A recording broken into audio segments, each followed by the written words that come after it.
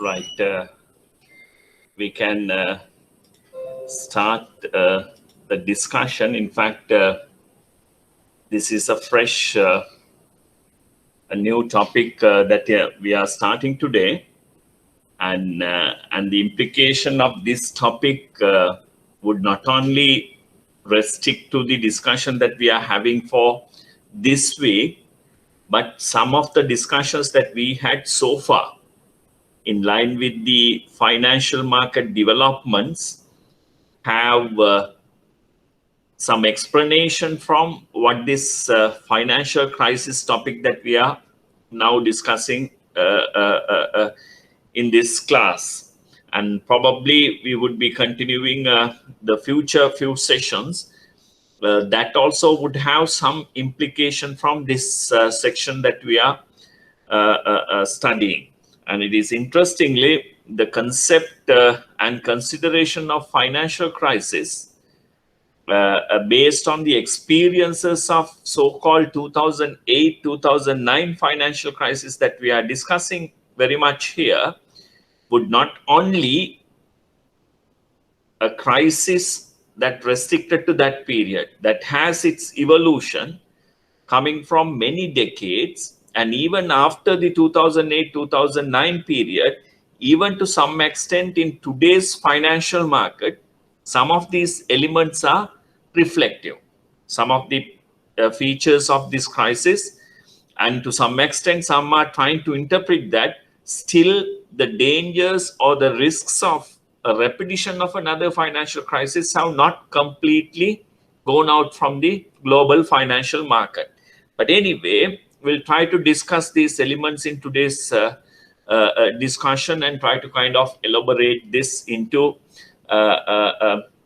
coming few discussions, coming few topics that we will be covering.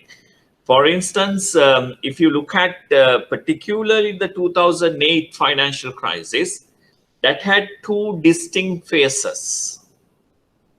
I mean, one is, you could call it a more limited phase, where from latter part of 2007 to beginning of fourth quarter, if not end of third quarter of 2008, August 2007 to August 2008 period. Okay, and where the losses in financial industry, if not financial market, was reflective in a small segment of the US financial system. US financial system is so large, so vast, but this problem, so kind of a pain that the financial markets were feeling was stemming from one small segment of the US financial system. And this segment is so-called subprime residential mortgage market. When I say subprime, you can now understand the fact that prime is the best, if not most credit-worthy, most trustworthy clientele of a financial intermediary is known as prime customers. But when you say subprime, it is below this level, or below the average that they are looking at. But interestingly, the problems were faced in this below the average category and concentrated to the so-called residential mortgage market. Okay, so despite this type of a developments, US GDP was continued to rise during this period. And interestingly, the forecast also not expecting any difficulty going forward, but a mild recession. Recession in US term is negative economic growth when they see two consecutive quarters, 3-month cycles, record negative growth. They call it a recession, but they call it this a mild simply because even the negatives were very close to zero, right? So the economy in US was, yes, some difficulty was noticed, but this was reflective in one segment of the small segment of the economy, right? And they were also not worried too much. The policymakers also not worried too much during this period, and forecasting, and the forecast also suggesting of a return to normalcy. You could see some of the words used by US policymakers in the Congressional Budget Office, right? So they look at economic outlook, where an update in September 8th of 2008, they write, and it has written to say that forecast for the rest of 2008 and 2009, the economy is about halfway through an extended period of very slow growth, even not expecting a negative growth. They're expecting a positive but very small growth. Whether or not that period of slow growth will ultimately be designated as a recession is still uncertain. However, the increase in the unemployment rate and the pace of economic growth are similar to conditions during previous mild recessions. So they are basically looking at the early indicators that the economies generate, like unemployment rate. Okay, so you can generate numbers which are not necessarily something that you see after a long time after a particular event. For instance, even the GDP compilation, you probably see come out after about 2-3 months of a particular period being gone. But employment numbers in US is very fast. And even in Sri Lanka, to some extent, some employment numbers you can capture very fast. And also they use so-called PMIs, Purchasing Manager indices. So that is, they talk about forthcoming production cycles based on today's raw material imports, orders in the books, extra employment that they wanted to employ, that type of early indicators. In US too, the unemployment rates and expected economic growth rates were not necessarily different this period. So this was the expectation in a one phase of this 2008 financial crisis. Prior to the main significant events unfolded during this period, they didn't expect a serious crisis to great extent. This is the message that you can generate from all these highlights. And then, yes, they see by mid-September 2008, okay, the financial crisis in US enter to a more virulent phase, where you see what happened here in rapid successions, top investment banks. You probably, I'm not sure whether you were familiar with the name Lehman Brothers, one of the biggest investments bank in the world at that time, entered bankruptcy on September 15th. I precisely remember this period because this is the period where I also proceeded to my postgraduate studies, and I remember how the financial markets were panicking this time around, right? So the Lehman Brothers, they have announced bankrupt on September 15th. Then the biggest insurance firm at that time, the AIG, collapsed on 16th, the following day. And then there was a run on the reserve primary fund. It's a money market fund. It's a run means everybody queuing up in front of the branches of reserve primary to take out their deposits. They're not trusting the firm to continue, financial intermediary to continue its business. They're trying to pull out. So one of the biggest investment bank, Lehman Brothers collapsed. Biggest insurance, AIG, collapsed and run on small money market funds.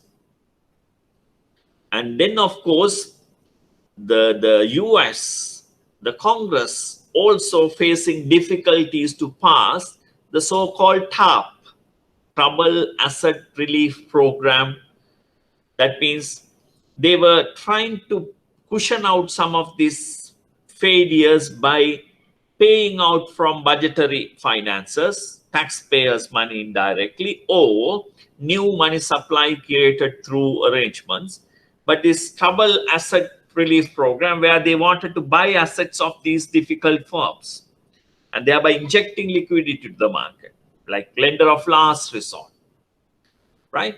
So they're coming in, but it also really struggled to get the go-ahead at that time, because the gravity of these failures was still not necessarily uh, uh, taken into equation by the congressman at that time.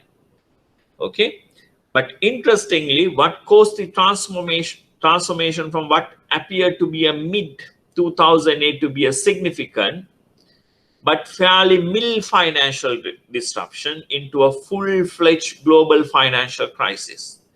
That is a very interesting question. Very small segment of US, and then US major a financial investment bank and a insurer and other small reserve funds like intermediaries. But how come this has transferred to a full-fledged global scale financial crisis? Then did the government responses to this financial crisis avoided the depression? Depression is negative inflation plus you see negative growth, right? So recession plus negative inflation. Economies are not growing. That's one side. That is negative economic growth, recession. At the same time, prices are declining, not increasing. So why should I buy today? I can wait to buy my t-shirt tomorrow, my house, my motor vehicle tomorrow, because tomorrow's prices would be lower than today's.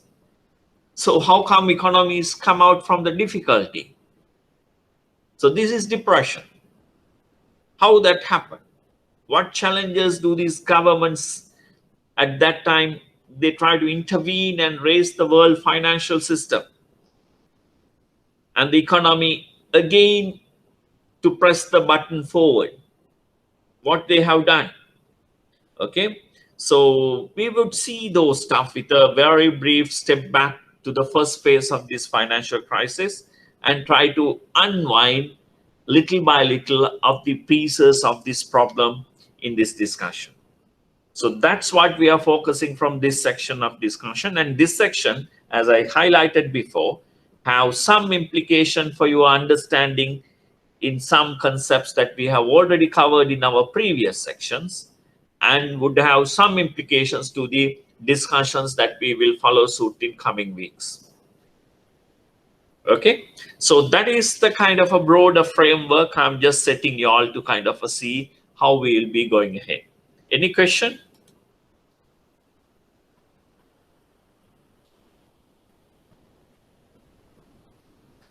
Right, you can drop a mail.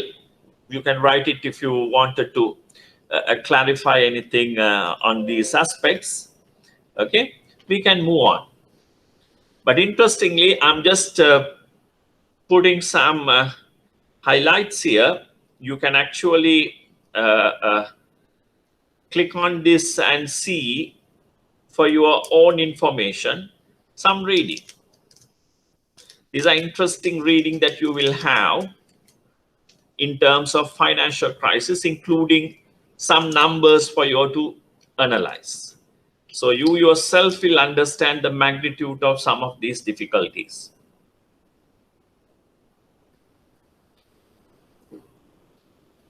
Right. So then the headlines at that point of time, right? So the markets were panicking. You can see from this picture, the markets were panicking. Everybody is in a kind of a shock, could not understand what direction the markets are heading. This is a picture of a stock and a commodity exchange, and you probably see New York Stock Exchange in September.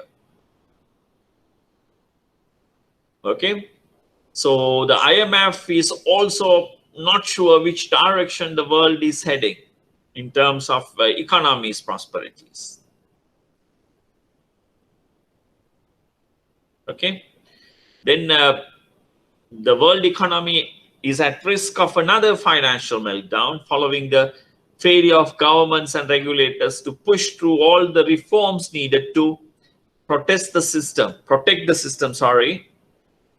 from reckless behavior.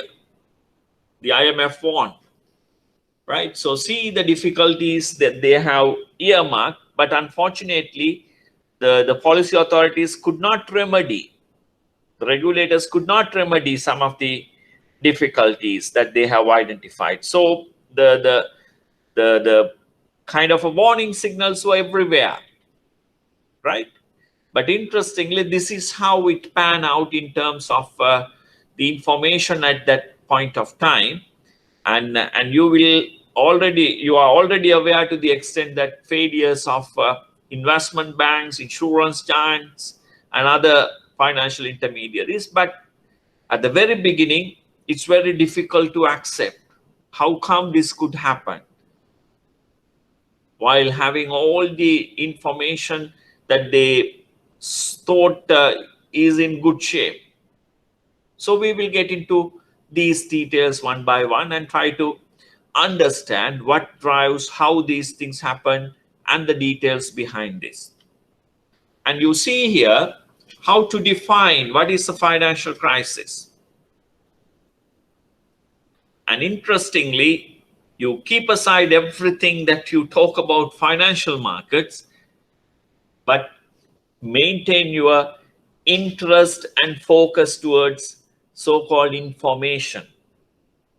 So what matters here is a financial crisis occurs when there is a large disruption to information flows in financial markets. Okay, so markets are always rely on information. The decisions are made on the basis of information. The accuracy of information and availability of information and periodicity of information, timeliness of information, all type of things that you can link with this information, that's what drive financial markets. Right? So when there's a disruption, and the disruption is large scale, that's where financial markets become froze. Financial markets pause from activity. It holds its activity because they are not in a position to move that side or this side, take a step forward or take a step back. They don't know which way the prices would drive. Buying, selling spreads, the difference between sell and buy prices, simply kind of dispersion increases. The difference between selling and buying become huge. And sometimes nobody is buying, everybody is selling. Market is one-sided. So what you simply see when it comes to a financial crisis is a large disruption to information flows, with the result that financial frictions increase sharply. Frictions increase sharply. Nobody is ready to take any decision with respect to how best they make investment decisions. And effectively, financial markets stop functioning. Because when everybody is one side, selling side, nobody is buying, there is no market. We always looked at demanders and suppliers. And when everybody is in supply side, nobody is demanding, there is no market, there is no equilibrium. So financial crisis, you had to define, you had to make sure that you highlight the fact that disruption to information flows. And as a result, financial frictions increase. and market stops functioning. So you can't run away from these details when you discuss about a financial crisis. Okay, so then you see, while this problem of this nature is there, the balance sheets effects of the crisis is reflective through stock market's decline. So you know, wealth is it could be everything, but when you see the stock prices of anybody's stock holdings decreases, his wealth also decreases. His ability to demand assets also decreases. And this decrease is not only individuals, but across the board, everybody's net worth of all the high net worth individuals, high net worth corporations, all collapses. The stocks which were trading at 500, 600 per share crashes to almost $5, $10 per share.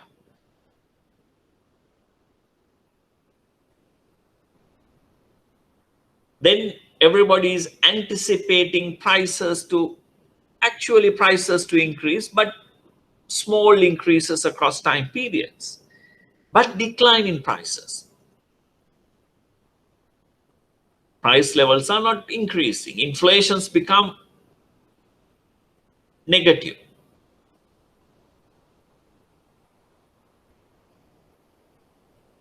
Okay, so what happened when the inflation become negative? The liabilities increases in real terms, and again net worth decreases,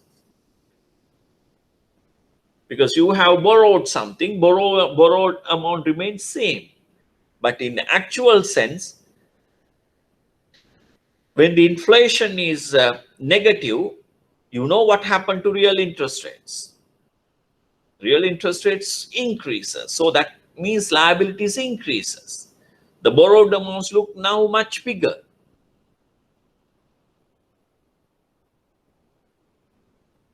As a result, your net worth also shrink. Then from another channel, if you are exposed to huge foreign currency borrowings, there's a problem here, because the markets everywhere is collapsing. Your value of your domestic currency also depreciate.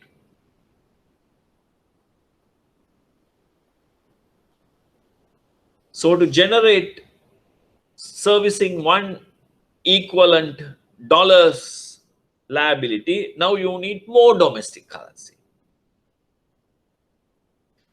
In your books, you have liabilities in foreign currency now, but because your currency has weakened, you need more and more assets to be channeled to servicing your foreign currency obligations, and further decrease in net worth. And ultimately, holding on to some of the pledged assets, because people borrow from financial intermediaries, financial markets. They pledge assets based on market value.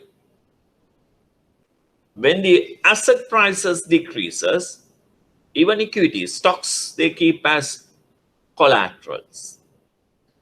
Mortgages, they keep as collaterals. The houses are collaterals of mortgage contracts. Property is the mortgage. So the prices declines means there's no value for the loan that financial intermediaries have extended. So then naturally, you have to write down these things. It's become bad loans in your books.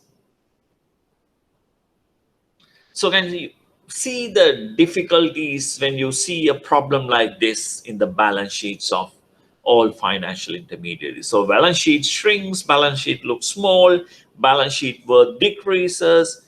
Everywhere you see in the balance sheets, the assets that you keep is now not worth even a penny of what it was previously. So it's a very challenging circumstance across the board when financial crisis set in. So interestingly, You have to make sure you never forget to mention disruption to information flows, financial frictions, and ultimately financial markets stop functioning when you are writing about financial crisis. People miss these things and effectively misses effective marks that they could gain from a simple questions to define, understand, and to explain what's a financial crisis in their eyes.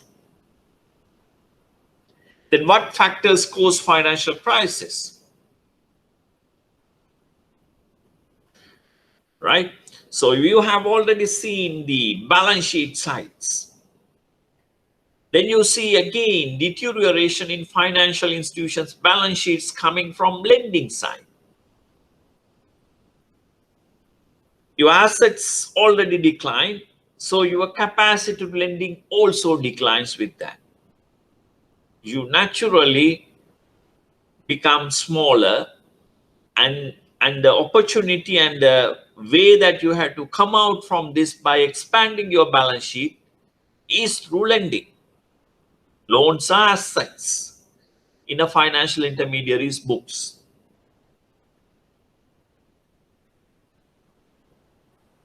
Okay, so your decline is already visible in terms of your net worth, and you naturally become cautious and taking all precautions in lending at this time of a difficulty.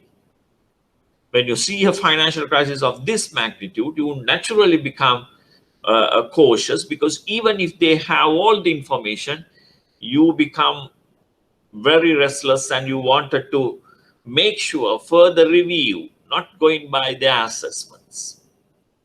Because the way in which the crisis have presented things across, even the assets held by those agencies would look like not sure in terms of taking them as collaterals.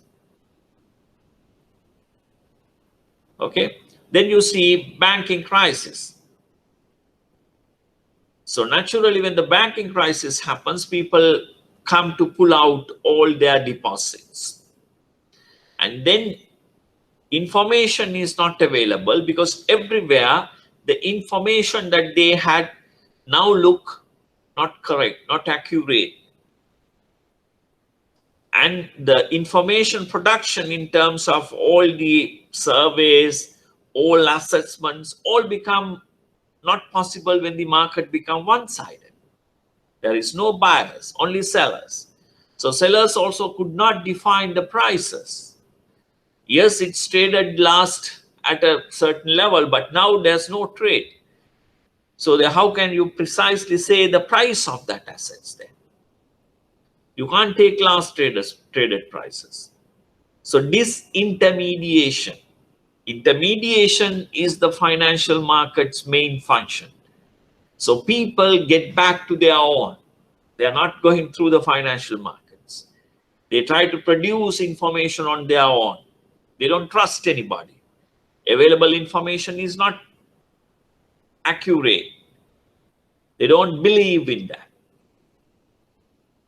So this further increases uncertainty, and naturally the financial disintermediation happened, lending become smaller, and the ability to come out of financial crisis also get postponed because of all these stepwise incurrences.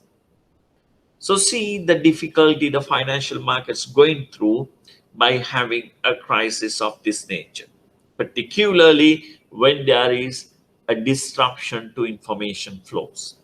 When the information is not available, the markets become immediately restless and one-sided. Okay? Any questions?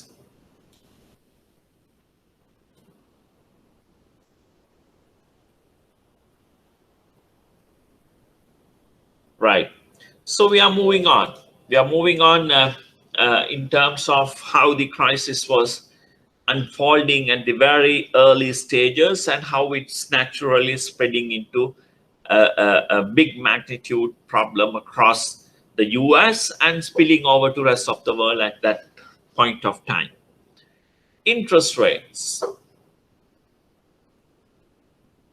another factor. Because of uncertainty, naturally the interest rates are heading north. That means increasing. And the fact that you already know what is adverse selection is,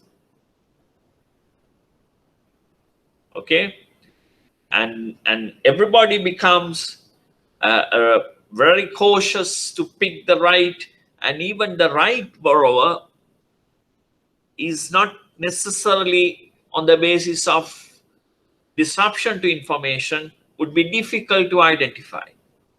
And even the identification from the information provided or through general sources that they are relying on become difficult to rely and not possible when the markets become one-sided.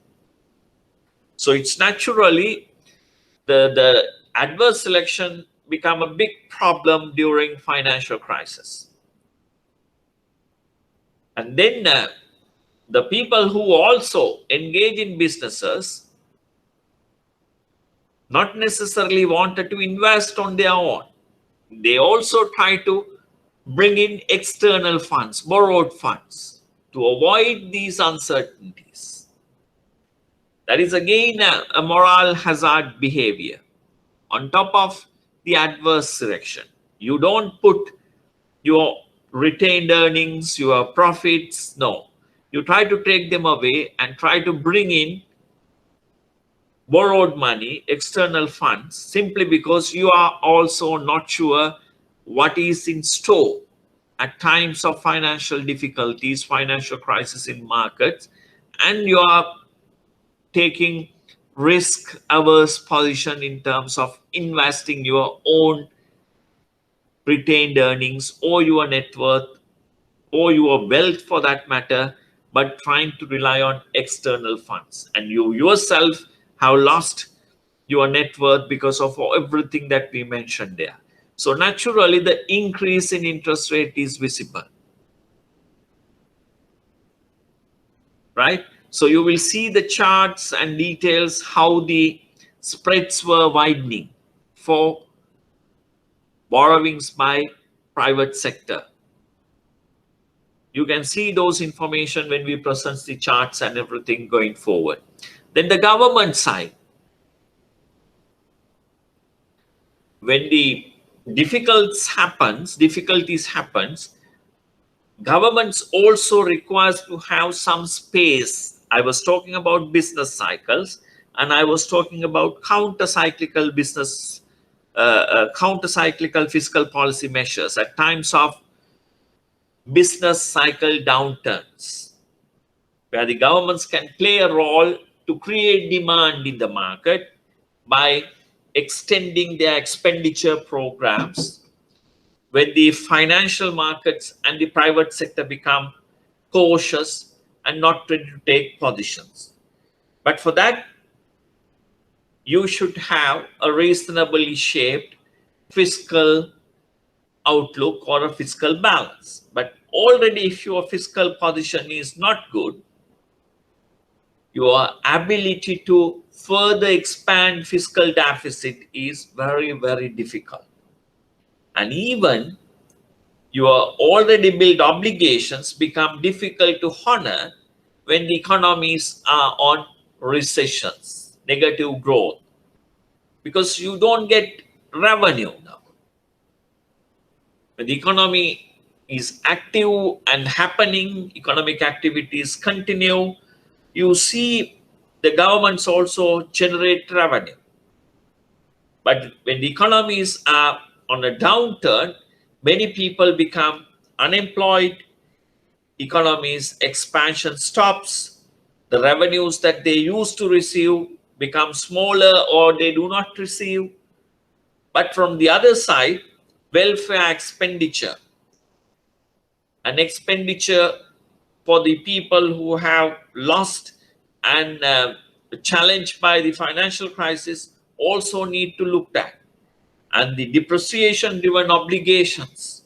It's also important for governments if their balance sheets is already having foreign currency liabilities, liabilities to the external parties. Very interesting aspects. So the government's fiscal balances further starts to enhance at times of crisis. And this creates fears on whether the government could honor its obligations. And then naturally, the people start not lending to government. They will not borrow government's papers. And in international markets, you will have other difficulties, including rating downgrades, many other difficulties on the fiscal side. And the other aspect is, even if you have some foreign assets invested in your country, the people start pulling them out. They will try to take them out because you are seeing you are having difficulties. So this type of imbalances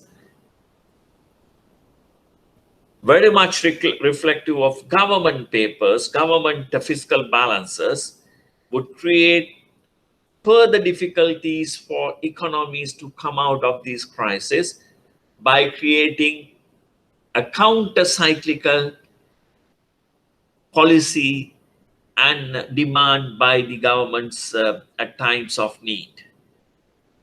Then this further worsens the private sector's ability to come out of the crisis and delays, postpone the possibilities of markets returning to normalcy. The advanced economies, OECD countries, had some space because they had very low deficits, accumulated assets, and the ability to generate some additional expenditure without taxing too much of their economic agents. All were there. But the problem with smaller, open, and developing economies, emerging and developing economies, was that their spaces were also limited during this time. And we will get into those details. We will get into those details with empirical evidence in terms of the details in those economies as we move on.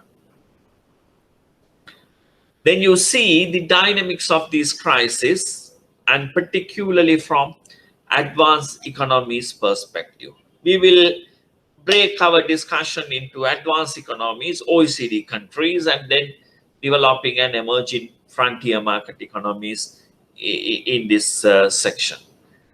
Right? Then you also see the crisis being put into different stages.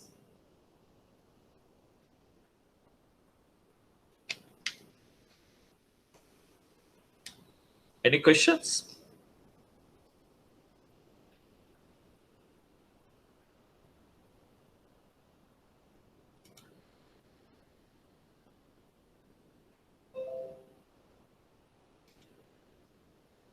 Right. So you see stage one, this is the beginning, initiation of financial crisis stage. So we would be actually getting into the details of this mismanagement of financial liberalization innovation in our discussion. Yes, advanced economies were very much liberalized and facilitative of financial innovation, but there were no speed breakers or check and balances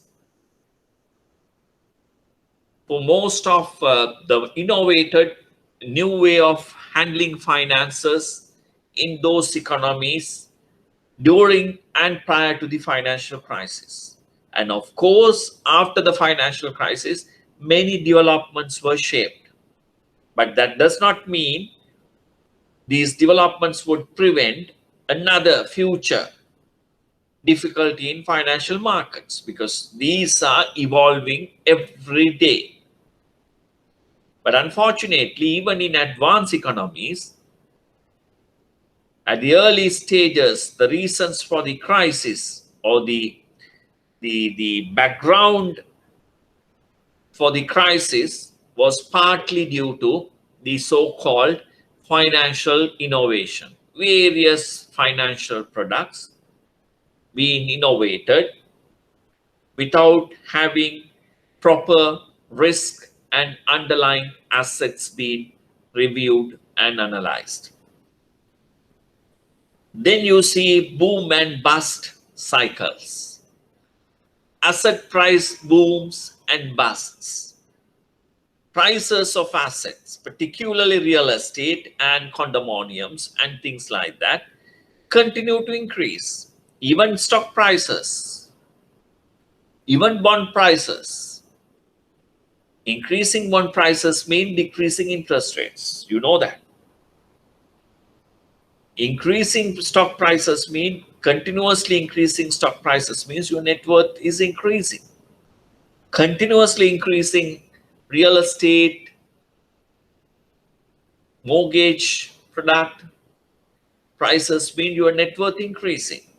So unrealistically increasing prices have the prospects of bust cycles, that mean collapsing cycles, which would result in your entire investments wipe out overnight, immediately, when the markets turn their head and prices decline very sharply. So for instance, you buy closer to peak at high levels, and when the markets turn to the other side, so you become a net losers in terms of your investments. You will have net losses in your investment portfolio. Please Google and see, there is Keynes and Hayek, a music video, boom and bust cycles. It's a nice video. I mean, you see unrealistically letting prices to increase, and then prices crash down and you lose everything that you saved for your life. And this was not necessarily only limited to the financial crisis we are discussing here, but even prior to that, in mid-90s and late 90s, the Japanese financial market experienced these asset price booms.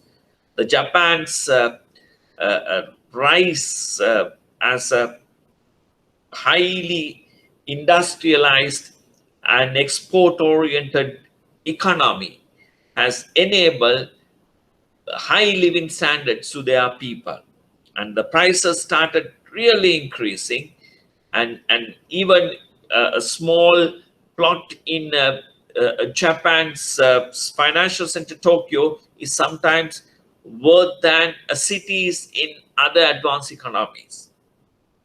That much of the net worth. And interestingly, the people who invested their lifelong saving, retirement benefits, at the peak of this asset price boom, towards latter part of 90s, all of a sudden felt the collapse and even taken measures in the form of suiciding themselves. And suicides were high during that period in Japan.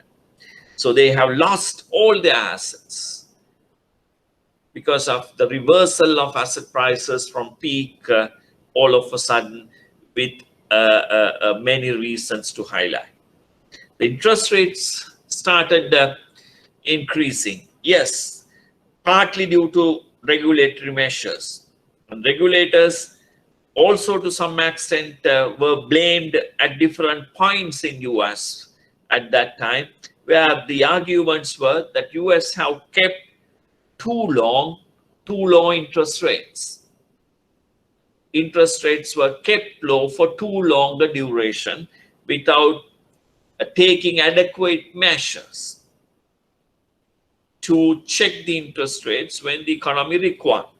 And of course, you probably see the interest of political economy that would be always wanted to see the interest rates being kept low, money supply being expanded, and unfortunately such a push would contribute to possible spikes in inflation as well as lending, a deterioration of lending habits and things like that, right? So ultimately these things could reverse, and as a result the regulators also happens to tighten interest rates to check the inflation in most of the cases, and then the market start feeling the pain.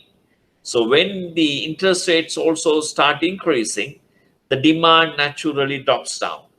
So the supply is expanding, demand also expanding faster pace. Then what happened was the prices were increasing continuously. But all of a sudden, when you see uh, uh, uh, the strains of these interest rates and other related elements start to play a role, the demand shrink, then the prices would not increase. And there are a lot of cases that we probably be recognizing as we move on in this discussion would show the fact that the reversal has contributed in terms of people losing their lifelong saving and a net worth to great extent. As a result, the market demand and the economy's growth to great extent. The uncertainty. Another one is uncertainty. You see, when everything happens here, information is also not available. Uncertainty is expanding. Everything become uncertain. You are not sure whether the prices quoted is right or artificial, right, or manipulated, or you are not sure whether it's the real demand driven prices, right? Even the assets somebody has pledged, it's not clear whether the assets are worth the amounts that's been quoted. So everything is uncertain. Even the information that they wanted to figure it out remains uncertain. So that's the stage one of the advanced economies, the experience in terms of the financial crisis. Then they see the banking crisis. As a result of all these things now falling on financial intermediaries' books, banks' books become smaller. The assets they held become smaller again. And the lending that they could do is also now restricted. And they have to take additional measures to make sure that the information available is accurate and reliable, right? Then the regulatory measures, interest rates are increasing. Increasing interest rates mean prices of assets are decreasing.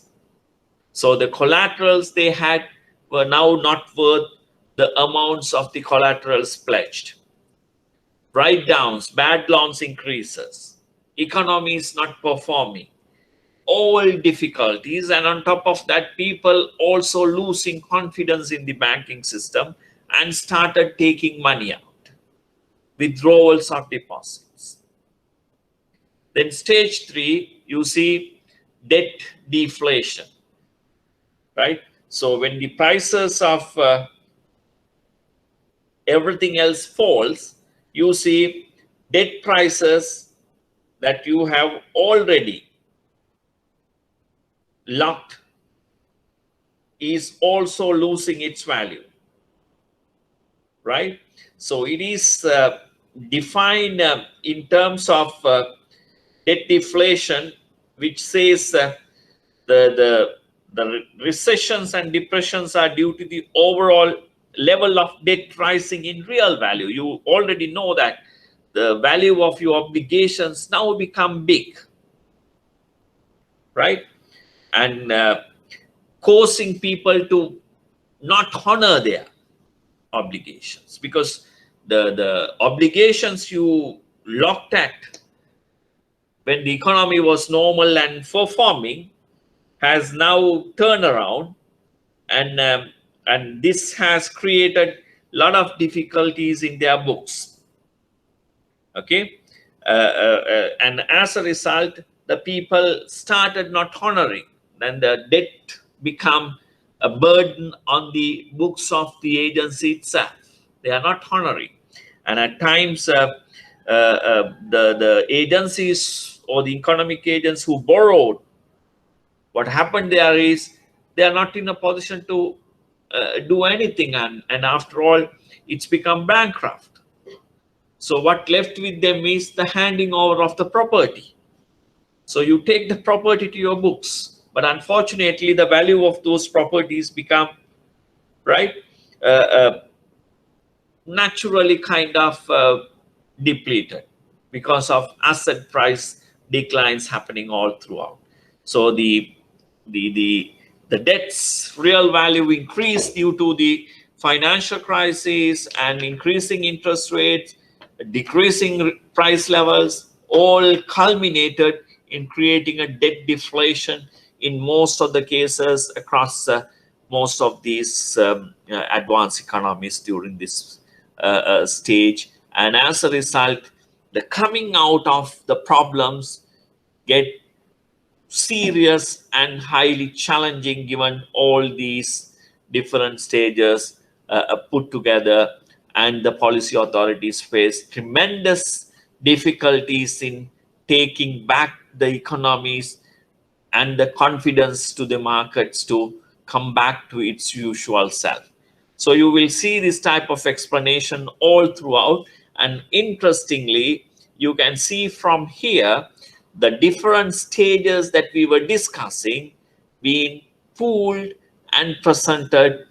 And you can see in stage one, we discussed the deterioration in financial institutions' balance sheets, asset price declines, as a result, further increase in uncertainty, and all this culminates the problem of adverse selection and moral hazard and the problems, and this worsens and lending contracts become tighter and tighter.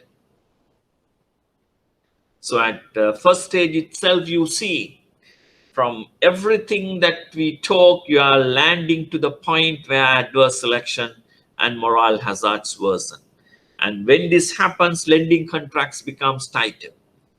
And this push to the stage two levels where the economic activity naturally declines when you see the lendings are not happening, interest rates have increased, and the moral hazard and the adverse selection is worsened, and nobody is ready to lend like normal circumstances. As a result, the activities that at least continuing also become smaller and shrink. And it spills to the banking crisis simply because banks could not generate enough economic activities during the crisis periods, and the bank's balance sheets also shrinks. And banks become furthermore careful with the smaller balance sheets because they are worried about adverse selection and also moral hazards. And again, because of this action, that get worsens, and they tighten the lending contract. Even when they ready to lend, they keep additional premiums for anything else that could happen. Even when they ask for collateral, they wanted more values to be pledged because they are not sure the asset prices would continue to remain safe. So to become precautious, they take precautionary measures to request additional haircuts. Instead of 100, they're probably asking 120% of the loan value to be pledged as collateral. So many ways of expanding the crisis, and this further contributes to decline the economic activity. And this decline would contribute to unanticipated decline in price level. That means inflation. Inflation also declined because people are now not borrowing, not buying actually, not demanding goods and services. So the prices of goods and services declines, When they see its declines, they are not actually going and consuming or purchasing, because they are thinking, okay, today it's cheaper than yesterday. Why not tomorrow? It may be much cheaper. So likewise, they postpone, right? So they don't go and lock an investments to a property. They think, oh, economies are collapsing, people become much more difficult, and the prices that they are now highlighting or quoting would be higher. That would further decline in coming days. So it's get postponed. Okay. So what happened here is, anything that they find, at least they think, okay, there is something behind this transaction. This is adverse. The adverse selection could happen. The moral hazard. He wanted to pass on the risk. He doesn't want to invest his money. He wants external funding. So that's why he wants this. So it worsens the problems, and then, of course, the lending contracts.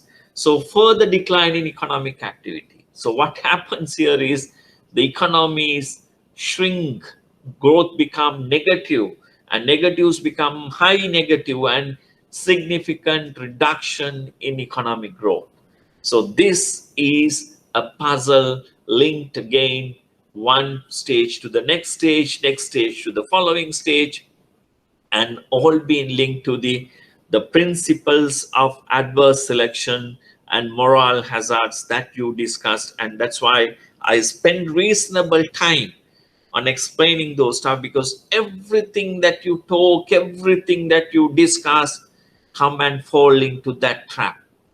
And that's where the financial markets are very, very serious about. And the financial markets and the economics of financial markets and the monetary policy, to great extent, depends on information. The collapse or disruption to information would worsen the possibilities of selecting the wrong party, adverse selection for a financial contract and a transaction.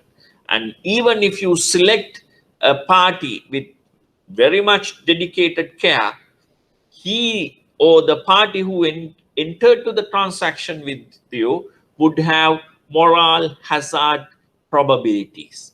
He would naturally falls into a possibility that he would reduce his risk and expand the risk of third parties in the transactions. Principal agent problem, the profit maximization objective, everything that we discuss is because of this. So now you can understand why the importance of these aspects of understanding, and how long and how much time that we spend on these topics in our previous discussion, not because of anything, but purely because we wanted to get into these and understand the gravity of these problems when it comes to a challenging circumstance like financial crisis. As long as everything works fine, nobody feels it. But as soon as you see the difficulties pop up, everything pop up. Everything become challenging. So this is very common in financial markets and in economics, and every agent of the economic puzzle is linked with each other's behavior. So that's why the information is very, very critical in economic decision making. Any questions?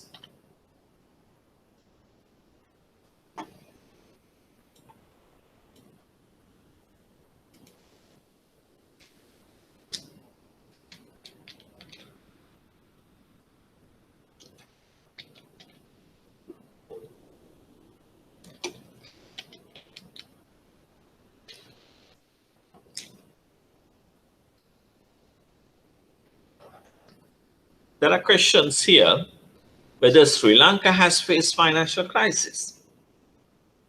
Sri Lanka on its own has not necessarily faced or gone through a financial crisis, but the spillovers of 2008 financial crisis felt in Sri Lanka too, right? So Sri Lanka, because the global financial system is such that anything happens to the rest of the world has implications to all the interlinked parties into the global economy, right? So when Sri Lanka is concerned, we had difficulties because our currencies were losing value, right? So we have seen our inflows, foreign currency inflows, because people were working in Middle East, they transfer money. People working abroad, they transfer money. When the oil prices hit rock bottom, those economies also slashing their expenditures, right? They are not making use of overtime, so extra payments for people who work. They lay off people, right? So there were many challenges Sri Lanka also gone through during that period. But interestingly, in the Sri Lanka's case, 2008 financial crisis was partly adjusted, if not managed, because by 2009, Sri Lanka has come out of its prolonged civil and terrorism related problems. So because of that, the naturally built up demand for economic activities, particularly in the northern and eastern part of the country, and also in other part of the country in terms of uh, uh, uh, large infrastructure related expenditure and projects, were facilitated, of course, some through borrowed finances, but these have contributed to get the economy to work during that period, despite all these challenges. And to some extent, the pressure arising from oil prices and things like that also remained subdued because the prices were very low at that moment of time. So in a way, we had some positives coming out during that period for us that worked in favor. But unfortunately, government did not have much space for counter-cyclical policies at that time. But governments at that time mostly used the borrowed finances to maintain some level of economic activity all throughout, and that helped Sri Lanka to maintain some momentum during that period. But yes, Sri Lanka felt, and even prior to that Asian financial crisis that happened in latter part of 1997, 96, 97 period, late 90s, yes, Sri Lanka felt. The Indonesia, Thailand, Philippines, Taiwan, uh, uh, uh, all felt the collapse in those economies. And as a result, the Sri Lanka too had difficulties in terms of demand that it generated from those economies. Of course, we are not that huge exporting economy, but some of our demands were met with those challenges. So there were difficulties Sri Lanka also faced. But Sri Lanka has not necessarily gone through a crisis of its own, and we hope we will not go through. We will manage somehow. So that's the comfort that we have to take. But that does not mean that we will be able to, unless we put ourselves and give serious thought, and we make sure the informations are continuously flow across financial markets, and also there would not be any frictions and stoppage of financial markets. Any further questions?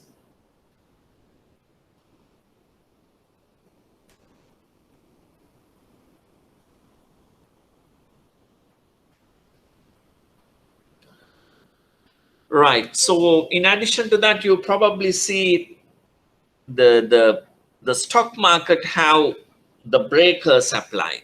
So that is not necessarily a financial crisis, but it is the price indices that the stock market use to monitor its activities uh, uh, within a given duration reaches below a certain threshold, collapsing by 5% or more within a short period of time.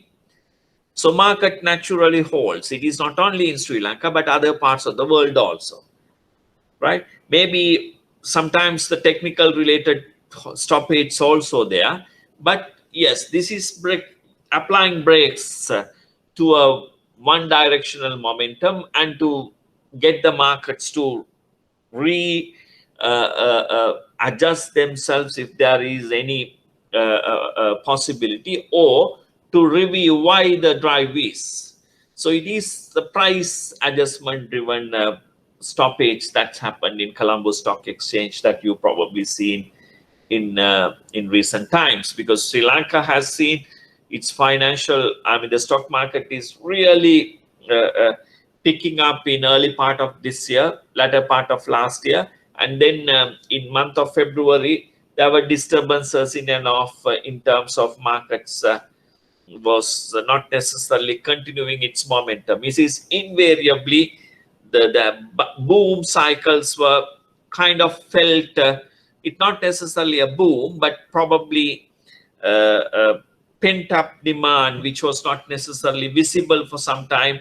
All of a sudden it was visible, but then it started kind of feel the kind of a difficulties coming from expectations and actuals. So you see that type of difficulties happening, right? So then we are continuing our discussions to say that the application of these financial crises. So prior to the 2008 financial crisis, there is the concern that the application of mother of all financial crises, that is known as so-called Great Depression. So this was between war periods, this between First World War and Second World War, but interestingly towards 1929 to 31 period. So this is the Great Depression time. There were a lot of details that's available in general reading sense during this period, but how a financial crisis unfold during the Great Depression, how it led to worst economic downturn in US history. You probably see a lot of stories, but interestingly, there are pictures of a lady carrying a small kid wearing all untidy and the clothes, and she doesn't have food. She's sitting in the roadsides and having some a piece of bread or something like that. That depicts the way in which the crisis has made US the living standards at that time. So it's a reflective of a financial collapse, a meltdown. So that's a Great Depression, because US economy has shrank a lot during that period. So what actually led for this collapse in US at that time? First is stock market crash. So the equity prices start collapsing, and then the bank panics. Okay, so the people started pulling out, not like the current days. And nowadays, of course, you do have some insurance facilities. At that time, it was not that popular. So people, whoever deposits money, they try to take out money when they see they lose confidence in financial intermediation. So this was very visible during that time in US. And then, of course, no reversal in stock markets. The prices continue to decline in US in stock markets. So this reduced the net worth of people and the ability to demand goods and services. And on top of that, we were talking about deflation, debt deflation.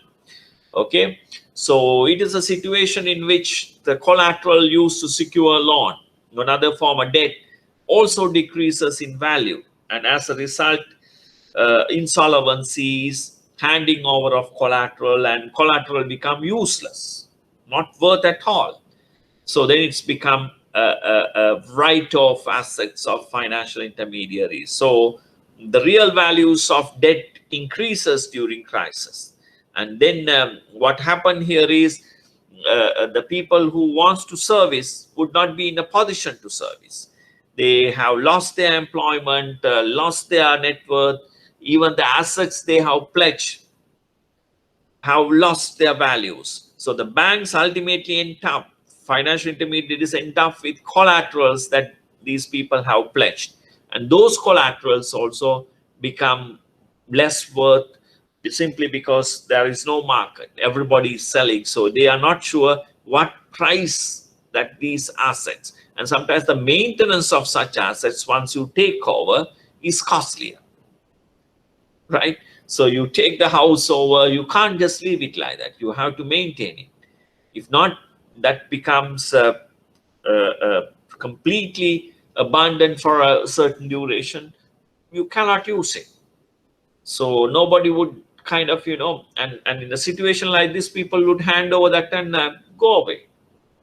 Especially in US, the arrangements are that, and you will see the subprime mortgage market crisis. We will be seeing some financial innovations driven discussion. So then you will see that possibilities. So this was the circumstance during that a Great Depression period in US, and you can see here the information.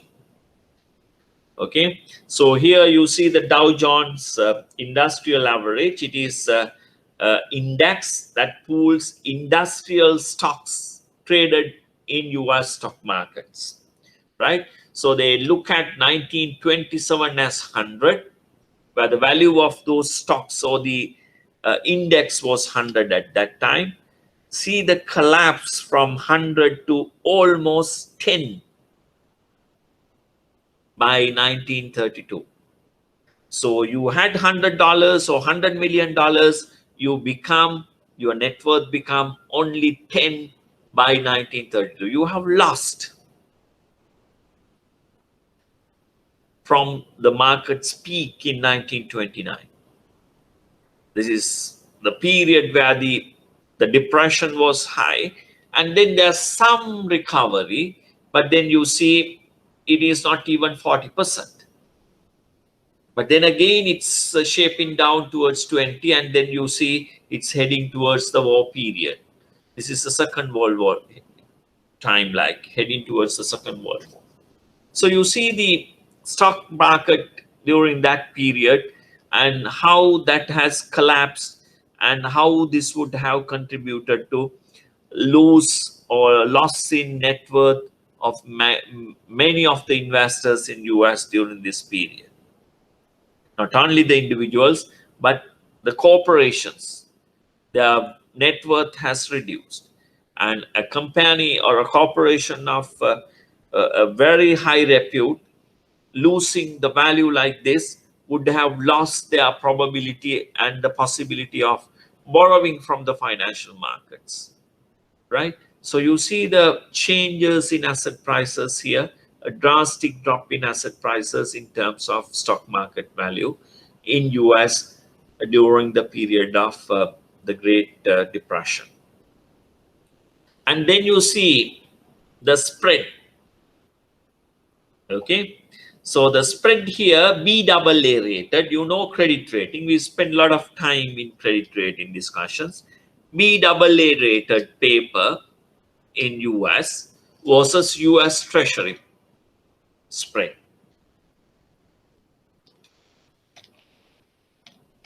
Generally, it appears that the spread remain around 2% under normal economic circumstances. So that means if the US Treasury government is borrowing by selling Treasury bonds at 2%, right? BAA rated agencies in US can borrow around 4%. But this borrowing spread has increased to almost 8% by early 1930s. So that means if US is borrowing at 2, you have to borrow at 10. So see the difficulties and increase in interest rates during this period. So to borrow at 10 and generate return of more than that amount requires significant challenges on the part of the projects these funds were invested. So that's the difficulty, and all throughout it increasing, and then some declines and volatility all throughout, but returning to the usual average by mid 1930s, but again increasing, and then some reduction with no demand with the world wars. I mean, the Second World War is setting in. There's no demand for investments at that time.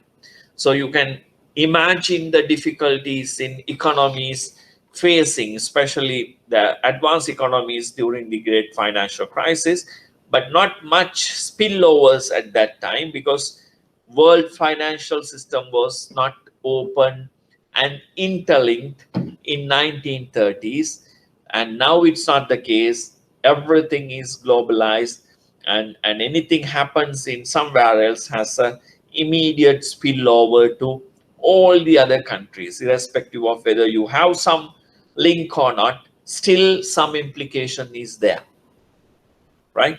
So you can see the spread is actually peaking towards 1932, similar in the previous slide where you have seen markets also collapse into the bottom in 1932 line. So you can see that the markets all around the advanced economies are collapsing and really kind of bottoming out towards 1932.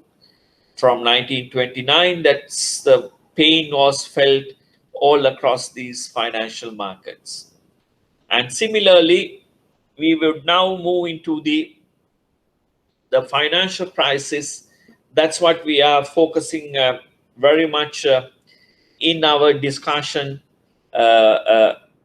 today, and the details with respect to the 2008 financial crisis, but the periods between 2007 and 9 as pre-crisis and continuing crisis is also factored in.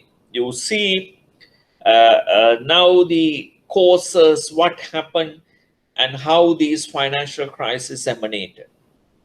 And I was mentioning a financial innovation is a one main element to blame for the emergence of the mortgage market difficulties in US. And you see the mortgage market in US was functioning under a subprime and different credit categories of investments. Subprime, you know already, the below prime rated. So you, by looking at, and when somebody says subprime, you now know it's automatically there is a prime category of mortgages. So the prime category paying lowest interest rates in US. Subprime is paying higher interest rates in US. And then the alternatives in between, or even some other arrangements also there in terms of mortgages. Let's say foreign investors, or between the prime and subprime. Yes, there's another type of investors. So they call it Alt A, alternative A, right? So similarly, I mean, there may be different type of classes of different credit categories, and they've been charged different rates.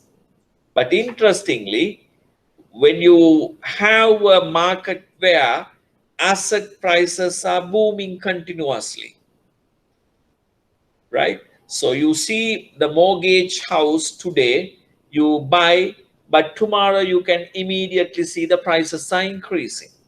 So even if somebody default you, you can sell that at a higher price simply because the demand was continuing. And interestingly, during this period, as I was mentioning, the US, the policy authorities, including Federal Reserve, the central bank in US, was maintaining interest rates at a low level for a continuous period of time. There were arguments for and against in terms of why they have kept it, whether that has contributed for the financial crisis, all kind of debates. Even to date, those debates are continuing. But what is interesting here is US has maintained a reasonably conducive or an accommodative monetary policy stance up until 2005-6, likes from late 19 or mid 1990s.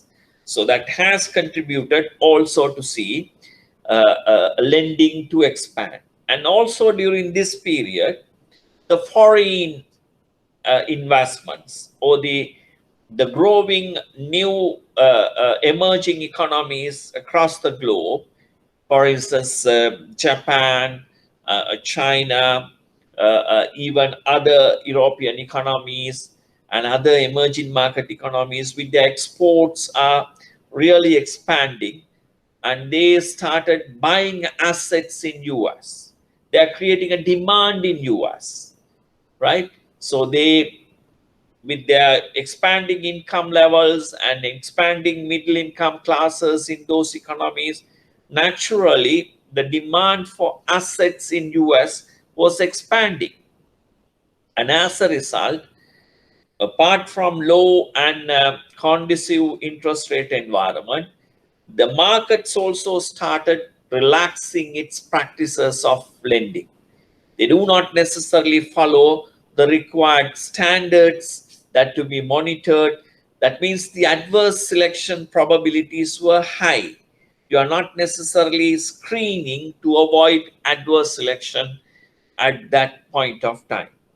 Even the people who are just illegal immigrants, they have crossed the borders and come to US to settle without any proper channel or anything, working in petrol pumps and in odd jobs in different places without having a permanent income, also been extended mortgages, right? Because of principal agent problem, the stock, I mean the brokers in mortgage industry, they were worried only about their income and the profit. So more mortgages they enter, they are having more benefits. And also because the prices are increasing in real estate, no worries. As they simply see, if somebody is not honoring, not paying, he returns the key. So collateral is back with the agency. The agency immediately take that and do a refurbishment, color washing, whatever the small the attentions that it requires, and sell it at a higher price. So fresh mortgages have more benefits in that sense. So you see the kind of environment in which asset prices will continue to grow, and as a result, the lending screening, adverse selection, possibilities of principal agent problems, the possibilities of moral hazard, all were there during this period. On top of this, the financial innovation was such that the financial intermediaries pool different types of the mortgage payments into a special purpose vehicle, SPV. That means, so you see now 10 mortgage payers you have, they are subprime mortgage payers. Let's say they are settling at 8% mortgage loans. So every month, 8% of their mortgage is receivables to the financial intermediary. So they collect these 10 people of 8% into a one basket. Similarly, there is this Alt A. They're a little better. So let's say they are paying 6%. There's another 100 people. So 100 people also pay into another basket their mortgage payments. There is this prime customers, right? So there's also another 100. They are paying 4% for their mortgages. 4, 6, 8 different type of credit groups, they are paying mortgages now. So the financial intermediary knows his cash receipt, okay, in terms of different mortgage receipts from different groups. And altogether, 8 into 100, 6 into 100, 4 into 100. This is a simple example I'm just taking for your information. You can see on average he receives, right, 800, 600 and 400, 1800 as receipts.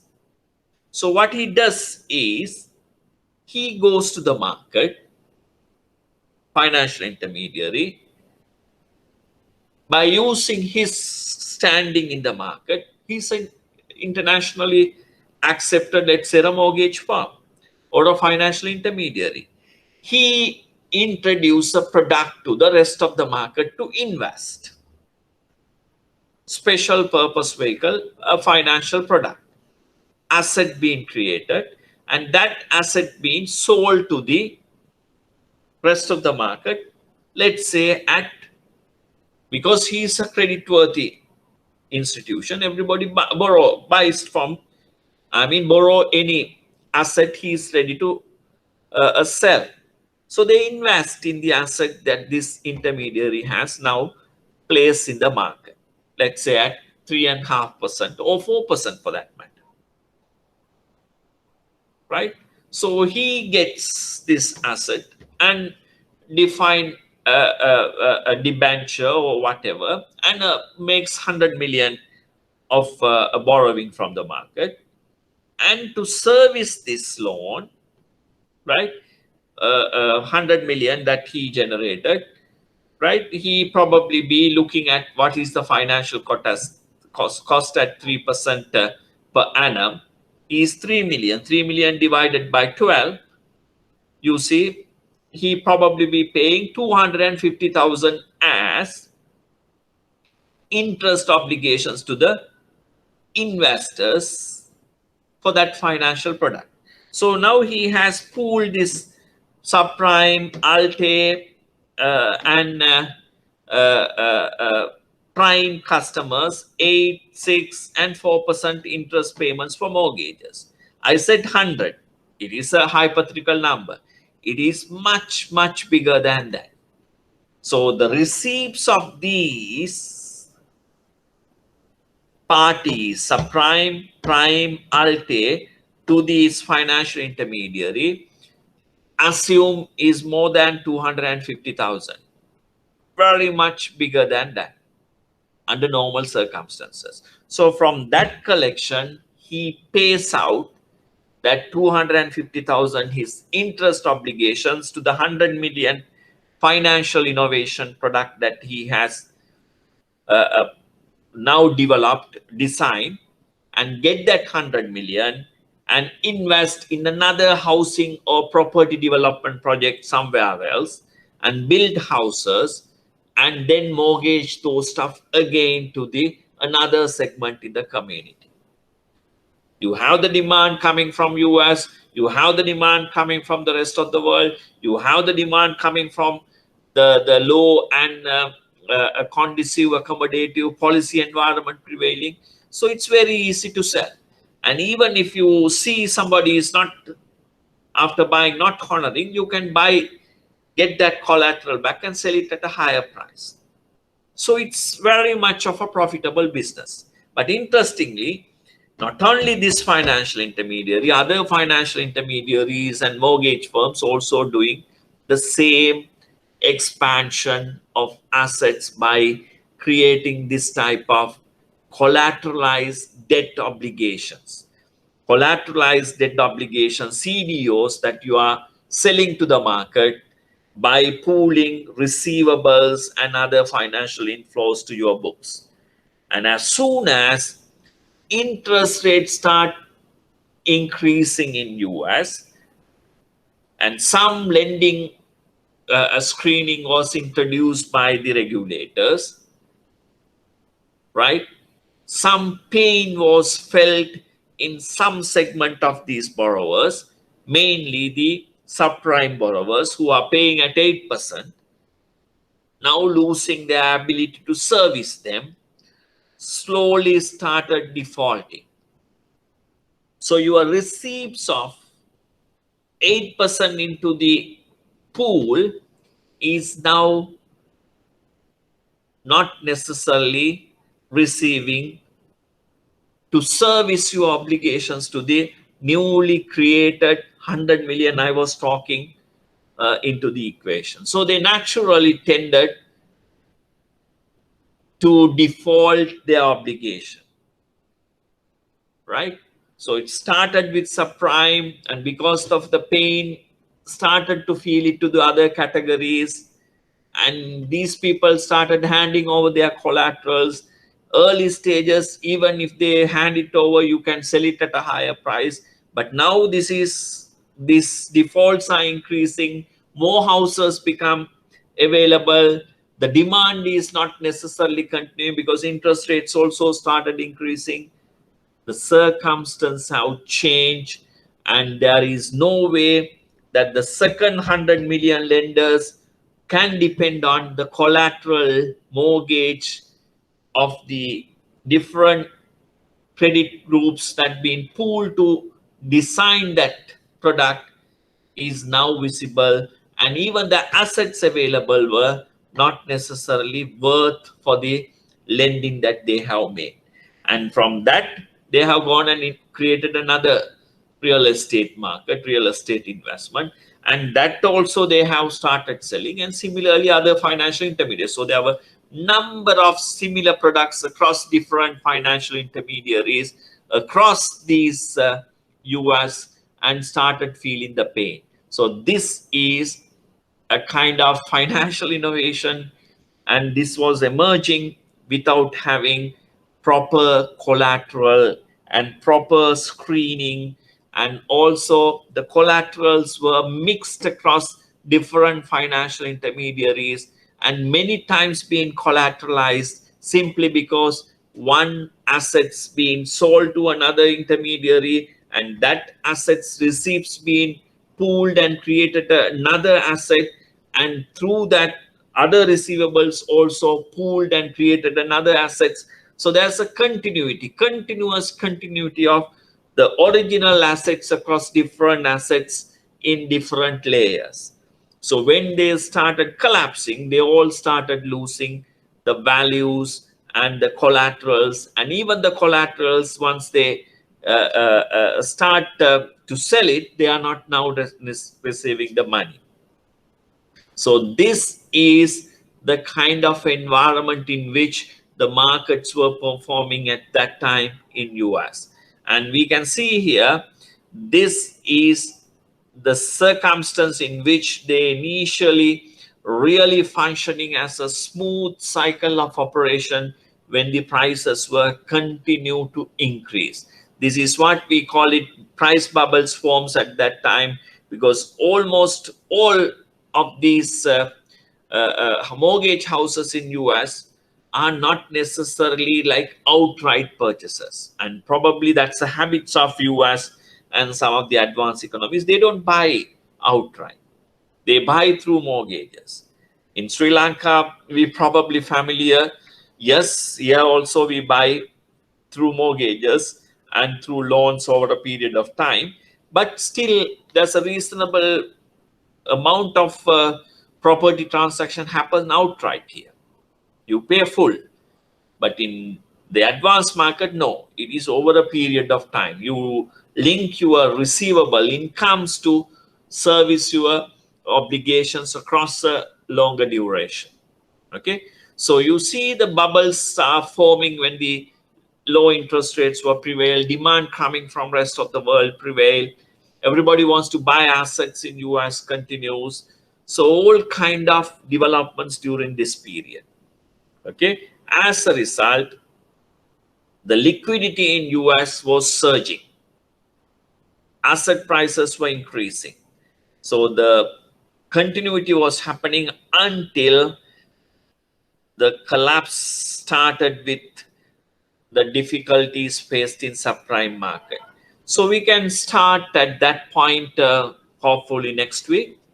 So we can stop at this point. Any questions from you all?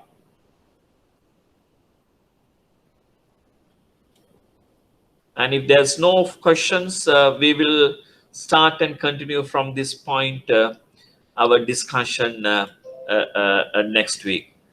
Thank you.